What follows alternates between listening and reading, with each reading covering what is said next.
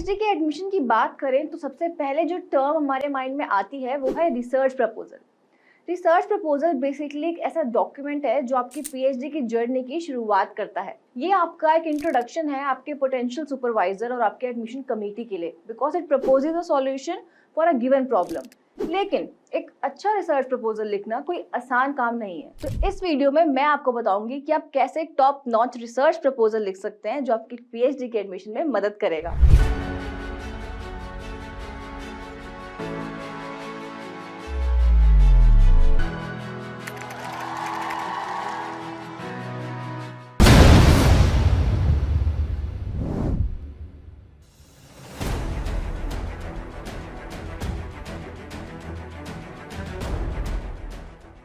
सो basically research proposal का format vary करता है डिफरेंट फील्ड्स पर, लेकिन there are some sections which remains the same, जैसे कि title page, introduction, literature review, research design and reference list. साथ ही में रिसर्च प्रपोजल में अपनी प्रॉब्लम लिखते वक्त आपको ये भी ध्यान रखना है कि your problem has to be relevant. Now let's talk about what it includes. Number 1 is your title.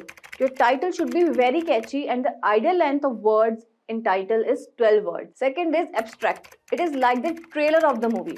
आपके पूरे रिसर्च प्रपोजल की समरी इसमें इंक्लूड होती है and it should consist 150 to 200 words and not more than it. Third is your research problem.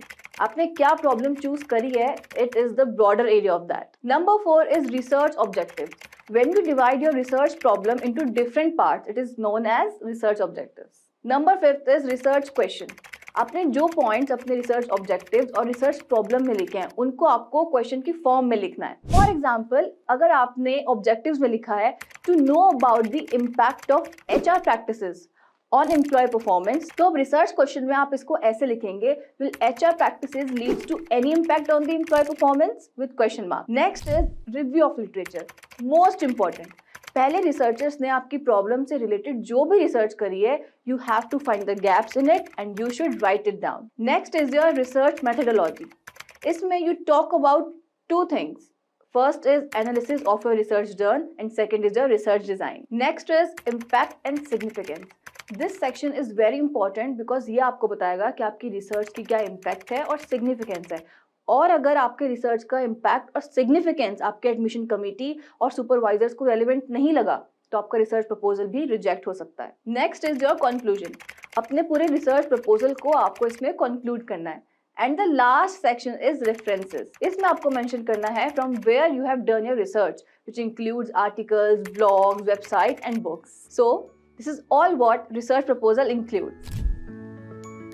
अब I hope आपको आपका research proposal लिखना आ गया होगा, and for more information do watch our videos and don't forget to like, share and subscribe to our YouTube channel.